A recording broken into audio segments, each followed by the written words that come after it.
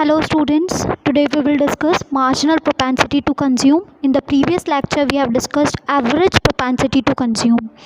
We have discussed that there are two types of propensity to consume, average propensity to consume and marginal propensity to consume.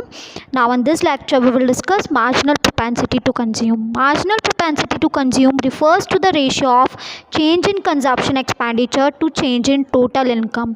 Marginal propensity to consume मतलब कितना consumption expenditure में change आ रहा है upon कितना income में change आ रहा है. ठीक है, जो हमारा एवरेज प्रोपेंसिटी टू कंज्यूम था उसमें हम डायरेक्टली कंजप्शन और इनकम को डिवाइड करते थे. यहाँ पर चेंज इन इनकम और चेंज इन कंजप्शन को डिवाइड करना है. ठीक है, तो it is the ratio of change in consumption expenditure to change in income.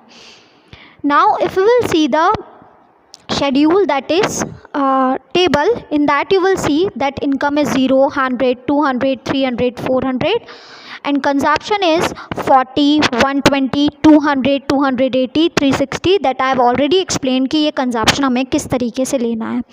Now according to our formula MPC is equals to delta C upon delta Y, that is change in consumption upon change in income. Now change कैसे निकालेंगे, तो पहले के ऊपर तो कुछ है ही नहीं तो 40 पे हम डैश लगा देंगे. Now next is 120 minus 40 that is 80, 200 minus 120 that is 80, 280 minus 280 and 360 minus 280 80. This is the change in consumption. अब हम इनकम में कंपेयर करेंगे तो इनकम के भी ऊपर तो कुछ नहीं है तो हमने क्या लगाया, डैश लगा दिया. फिर 100 minus 0 100, 200 minus 0 100, 300 minus 200 100 and 400 minus 300 100. In this manner we got change in income. Now we have to do change in consumption upon change in income. पहला तो डैश है तो क्योंकि डैश ही आ गया. Now 80 upon 100 मतलब 0.80, 80 upon 100 0.80, again 0.80, again 0.80 and again 0.80. Now the important points about MPC. Value of MPC varies between 0 and 1. MPC की जो value है वो 0 से 1 के बीच में ही हमेशा रहेगी. ठीक है, तो that is one of the conclusion, that is one of the important point, that is the MPC की वैल्यू जो है वो हमेशा 0 और 1 के बीच में रहेगी. No need of analysing the reasons, हमें रीजन्स याद करने की ज़रूरत नहीं है. MPC of poor is more than that of rich. MPC जो पुअर का होता है वो ज़्यादा होता है और रिच का कम होता है. ऐसा क्यों, क्योंकि पुअर पीपल्स का कंजप्शन ज़्यादा होता है और इनकम कम होती है. That's why MPC of poor is मोर. क्यों, क्योंकि पुअर के कंजप्शन एक्सपेंडिचर ज़्यादा होते हैं वाइल उनकी इनकम जो होती है वो कम होती है. MPC fall with successive increase in income. तो ऑब्वियस बात है इनकम जो है वो हम डिनोमिनेटर में लिखेंगे. इस वजह से जैसे जैसे हमारी इनकम बढ़ती जाएगी हमारा जो MPC है वो फॉल होता जाएगा या फिर सेम भी हो सकता है जैसे कि हमने इस एग्जाम्पल में पढ़ा था. बट ऑलवेज MPC की जो वैल्यूज़ है वो 0 और 1 के बीच में ही आएगी. अगर तुम्हारी वैल्यू 0 और 1 के बीच में नहीं आ रही है इट मीन्स तुमने शेड्यूल जो है वो गलत बनाया है. नाउ नेक्स्ट हम अगर देखें तो हमने इसमें लिखा है comparison between APC and MPC. This is the most important one difference, so that must be written in the question answers copy. question answers copy में लिखना है, that is write the difference between APC and MPC and you have to write this difference. I think Sandeep Garg सबके पास है. जिनके पास संदीप गर्ग ना हो they call me separately, वो लोग मुझे कॉल कर दे separately तो I'll send the photographs. बाकी हम लोगों ने संदीप गर्ग ही रेफ़र कर रहे हैं तो everybody is having that. तो from Sandeep Garg only page number 7.9 पे APC और MPC का डिफरेंस है, that you have to write in your question answers copy. Now next we will discuss saving function. इससे पहले हमने कंजप्शन फंक्शन पढ़ा और कंजप्शन फंक्शन पढ़ने के बाद हमने types of propensity to consume पढ़े. नाउ हम सेविंग फंक्शन पढ़ेंगे और उसके बाद types of propensity to save पढ़ेंगे. सबसे पहले सेविंग फंक्शन क्या होता है, तो saving is that part of income which is remaining after consumption expenditure. Saving क्या है, इनकम का वो पार्ट है जो बच गया है कंजप्शन एक्सपेंडिचर करने के बाद, मतलब हमारे सारे एक्सपेंसेस करने के बाद जो इनकम का पार्ट हमारे बच जाता है वो होता है सेविंग. तो saving function refers to the functional relationship between saving and national income. वैसे ही कंजप्शन फंक्शन क्या था, functional relation between consumption and income था. वैसे ही सेविंग फंक्शन जो है वो relationship between saving and income है। तो S is equals to F Y. S मतलब सेविंग, F मतलब functional relationship and Y means national income. Now we will discuss the saving schedule as well as graph. First we will discuss about the saving schedule. Saving schedule मतलब saving के का जो table है वो देखते हैं। तो देखो कैसे बनाई गई है, तो वही हमने सेम इनकम और कंजप्शन को वैसे ही लिख लेना। अगर देखो तुम्हें डाउट रहता है तो ऐसी कैसी वैल्यूज़ थोड़ी बहुत देख लो कि वैल्यूज़ क्या क्या आएगी, याद कर सको तो याद कर लो। हमेशा इनकम और कंजप्शन का यही शेड्यूल बना देना, तो कभी भी तुम्हारा शेड्यूल गलत नहीं होगा। हमने इनकम और कंजप्शन का ऑलरेडी शेड्यूल बना चुके हैं, वो बना लिया, और इनकम में से कंजप्शन को माइनस कर दिया, तो we got the saving. Now 0 minus 40 तो माइनस 40, 100 माइनस 120 तो माइनस 20, 200 माइनस 200 तो 0, 300 माइनस 280 तो 20।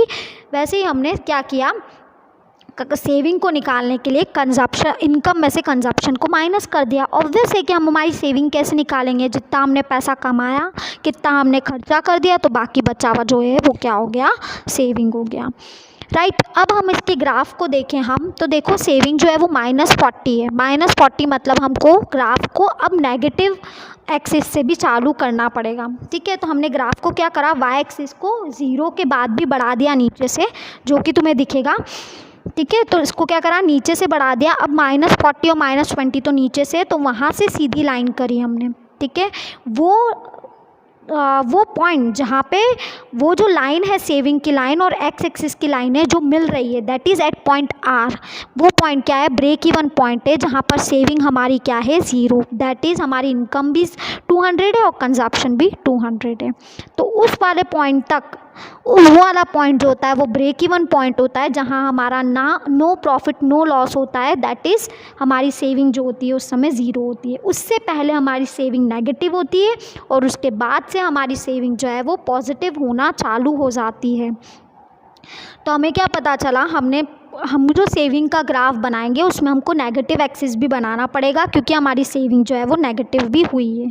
तो सेविंग नेगेटिव एक्सिस से हमने बनाई, ठीक है। तो ब्रेक इवन पॉइंट जो था उस पर हमारी सेविंग 0 थी, जो हमें टेबल से भी पता लग जाएगा और ग्राफ से भी पता लग जाएगा, जहाँ पे एक्स एक्सिस और सेविंग वाला जो कर्व है वो मिलता है। तो उस पॉइंट पे हमारी सेविंग जो होगी वो 0 होगी। उससे पहले जो हमारी सेविंग होगी वो नेगेटिव होगी और उसके बाद जो हमारी सेविंग होगी वो पॉजिटिव होगी। Now the important observation which we get from saving schedule and saving curve. तो पहला क्या हो गया, starting point of saving curve. Saving curve की स्टार्टिंग क्या होगी, तो सेविंग कर्व की स्टार्टिंग जो है वो हमेशा नेगेटिव एक्सिस से होगी। क्यों नेगेटिव एक्सिस से होगी, because even if our income is 0, हमारा कुछ ना कुछ कंजप्शन तो होगा, कुछ ना कुछ तो हमें खाना ही पड़ेगा। तो अगर हम कुछ ना कुछ खा रहे हैं, इट मीन्स हमको सेविंग से यूज़ करना पड़ेगा। इस वजह से हमारी सेविंग जो है वो नेगेटिव होती है। Now next is slope of saving curve. तो सेविंग कर्व जो है हमेशा पॉजिटिव स्लोप होता है। दैट इज़ हमारी जैसे जैसे हमारी इनकम बढ़ेगी हमारी सेविंग जो है वो भी बढ़ेगी, ठीक है। और इनकम कम है तो हमारी सेविंग जो है मे बी नेगेटिव में भी चला जाए। नाउ ब्रेक इवन पॉइंट, तो ब्रेक इवन पॉइंट जो है वो उस पॉइंट पे होगा जब हमारी सेविंग जो है वो क्या होगी, 0। When our saving will be 0, at that time there will be a break even point, that is when income will be equal to consumption, ठीक है। जो हमको पॉइंट दिख रहा है, अगर हम टेबल के हिसाब से देखें तो थर्ड वाले में जिसमें 200 है, और अगर हम ग्राफ के हिसाब से देखें तो पॉइंट आर, जहाँ पे हमारी सेविंग और एक्स एक्सिस का जो लाइंस हैं दोनों मिल रही है, that will be the break even point. Next आता है पॉजिटिव सेविंग। तो after break even point there will be a positive saving, मतलब ब्रेक इवन पॉइंट के बाद अगर हमारी इनकम और बढ़ती है तो उसके बाद ऐसी सिचुएशन आ जाएगी कि अब हम सेव कर सकते हैं। ब्रेक इवन पॉइंट के पहले हमारी नेगेटिव सेविंग थी, क्योंकि उस समय हमारी इनकम बहुत ज़्यादा कम थी और कंजप्शन जो है वो तो था ही सही, जो कंजप्शन हमें करना पड़ेगा, जो कि ऑटोनॉमस कंजप्शन बोला जाता है, जो कि मस्ट एक्सपेंस है, कि जो कि हमको करना ही पड़ेगा। Now we will discuss the types of propensity to save. हमने पहले पढ़ा था प्रोपेंसिटी टू कंज्यूम। तो प्रोपेंसिटी टू कंज्यूम भी 2 थे, average propensity to consume and marginal propensity to consume. वैसे ही प्रोपेंसिटी टू सेव जो है वो भी 2 होते हैं, average propensity to save and marginal propensity to save. अब देखो एवरेज प्रोपेंसिटी टू कंज्यूम में हमने फॉर्मूला क्या लिखा था, C/Y। वैसे ही एवरेज प्रोपेंसिटी टू सेव, क्योंकि ये सेव है तो अपन उसका फॉर्मूला क्या बना देंगे, S/Y, ठीक है। तो बहुत ईजी है, एवरेज प्रोपेंसिटी टू कंज्यूम बोले तो C/Y, सेव बोले तो S/Y। पहले इसकी डेफिनेशन पढ़ लेते हैं। तो average propensity to save refers to the ratio of saving to the corresponding level of income. Average propensity to save मतलब क्या? Ratio of saving with their income, ठीक है, saving upon income. So APS पहले क्या था? APC, अब APS is equals to S/Y। वैसे ही अब हमने देखो वापस से ग्राफ टेबल बनाई है। अब टेबल में हमने इसको कंजप्शन नहीं लिखा है, यहाँ हम चाहें तो कंजप्शन भी लिख सकते हैं। इन्होंने डायरेक्ट सेविंग दे दिया तो हम डायरेक्ट सेविंग भी लिख सकते हो। डायरेक्ट सेविंग वाला शेड्यूल अगर तुम ना बना पाओ तो कंजप्शन भी बीच में कर सकते हो, नो प्रॉब्लम, ठीक है। तो इनकम ज़ीरो थी तो उसी को देखो वही वाला पहले वाले शेड्यूल को ही कंटिन्यू किया है। इनकम ज़ीरो थी, सेविंग थी -40, 100 पे -20, 200 पे 0 हो गई, 300 पे 20, 400 पे 40। ज़रूरी नहीं है हम बहुत बड़ा शेड्यूल लें, 5 लेना है बस।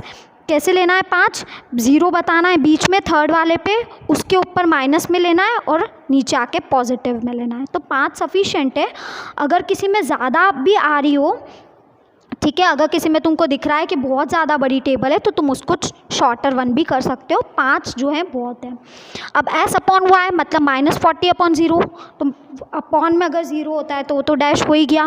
फिर -20/100 तो -0.0, फिर 0/200 तो 0 होता है, 20/300 तो 0.067, फिर 40/400 तो 0.10। इस तरीके से हमने कर लिया, ठीक है।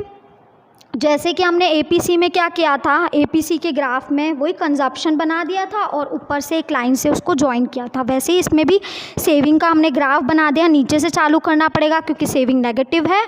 और फिर हमने क्या कर दिया, उस ग्राफ को वैसे ही सीधी लाइन करके APS is equals to S/Y कर दिया। सेम थिंग में जैसे हमने एवरेज प्रोपेंसिटी टू कंज्यूम में किया था, बस वहाँ पर हमने 0 एक्सिस से चालू किया था क्योंकि कंजप्शन जो है कभी नेगेटिव नहीं होता, बट क्योंकि सेविंग नेगेटिव हो जाती है, क्योंकि हमने इनकम 0 होगी तो भी कुछ ना कुछ कंज्यूम करेंगे। तो जब क्योंकि सेविंग नेगेटिव हो जाती है, इसको हम नेगेटिव एक्सिस से स्टार्ट करेंगे, 0 से भी नीचे से स्टार्ट करेंगे। Now important points about APS। तो APS कैन नेवर बी 1 और मोर देन 1। APS जो होता है एवरेज प्रोपेंसिटी टू सेव, कभी भी 1 या 1 से ज़्यादा नहीं हो सकता। क्यों नहीं हो सकता? क्योंकि saving can never be equal to income. हमारी सेविंग जो है कभी भी इनकम के इक्वल नहीं हो सकती। क्यों नहीं हो सकती? कुछ ना कुछ तो कंज्यूम करोगे ही सही, सारा का सारा सेव तो कर नहीं सकते हो, ठीक है। जो रिच पर्सन्स होते हैं वो करते हैं, बट स्टिल उन्हें कुछ ना कुछ तो, चाहे उनको फिर पुरानी सेविंग में से निकालना पड़े, पर कुछ ना कुछ तो उन्हें निकालना ही पड़ता है। दैट्स वाई APS जो है कभी 1 भी नहीं होगा, 1 से ज़्यादा भी नहीं होगा, क्योंकि हमारी सेविंग जो है ना तो इनकम के इक्वल हो सकती है और ना ही इनकम से ज़्यादा हो सकती है। Now APS can be 0। APS जो है वो 0 हो सकता है, APC कभी 0 नहीं हो सकता, ठीक है। APS क्यों 0 हो सकता है? क्योंकि हमारी सेविंग 0 हो सकती है, पर APC क्यों नहीं 0 हो सकता? क्योंकि हमारा कंजप्शन कभी भी 0 नहीं हो सकता। Now next is APS can be negative और लेस देन 1। APS जो है वो नेगेटिव भी हो सकता है और लेस देन 1 भी हो सकता है। वहीं APC जो है कभी भी नेगेटिव नहीं होगा क्योंकि हमारा कंजप्शन कभी भी नेगेटिव नहीं हो सकता। APS नेगेटिव हो सकता है क्योंकि हमारी सेविंग नेगेटिव हो सकती है। APS rises with the increase in income, क्योंकि जैसे जैसे हमारी इनकम बढ़ेगी, ठीक है, हमारी सेविंग भी बढ़ जाएगी, हम ज़्यादा सेव करने लग जाएंगे। तो इसी वजह से APS जो है वो जैसे जैसे हमारी इनकम बढ़ती जाती है, APS जो है वो भी बढ़ता जाता है। इवन इस शेड्यूल में भी देखोगे तो क्या हो रहा है, APS बढ़ रहा है एज इंक्रीज इन इनकम। तो जैसे जैसे हमारी इनकम इंक्रीज़ होगी, हमारा जो APS है वो भी क्या होगा, इंक्रीज़ होगा। तो what are the important points we get from it? APS जो है वो कभी भी 1 या 1 से ज़्यादा नहीं हो सकता। APS जो है वो 0 हो सकता है। क्यों APS 0 हो सकता है? क्योंकि हमारी सेविंग भी 0 हो सकती है। APS जो है वो नेगेटिव भी हो सकता है और लेस देन 1 भी हो सकता है। नेगेटिव क्यों हो सकता है? क्योंकि हमारी सेविंग नेगेटिव हो सकती है जब हमारा कंजप्शन होगा even if our income is zero, ठीक है। और APS जो है इंक्रीज़ होता जाता है as there is increase in income, जैसे जैसे हमारी इनकम इंक्रीज़ होती जाती है वैसे वैसे हमारा APS जो है वो भी इंक्रीज़ होता जाता है। Now next topic is marginal propensity to save, that we will discuss in the next lecture, ठीक है। मार्जिनल प्रोपेंसिटी टू सेव जो है वो हम नेक्स्ट लेक्चर में डिस्कस करेंगे। आज जो हमने लेक्चर में पढ़ा है वो एक तो सेविंग फंक्शन पढ़ा है, this average propensity to save पढ़ा है, plus marginal propensity to consume भी हमने इस लेक्चर में पढ़ा है। इन सबको पढ़ लेना। जो भी डाउट्स हो you can ask in the Google Meet as well as you can call me for that. Okay, bye.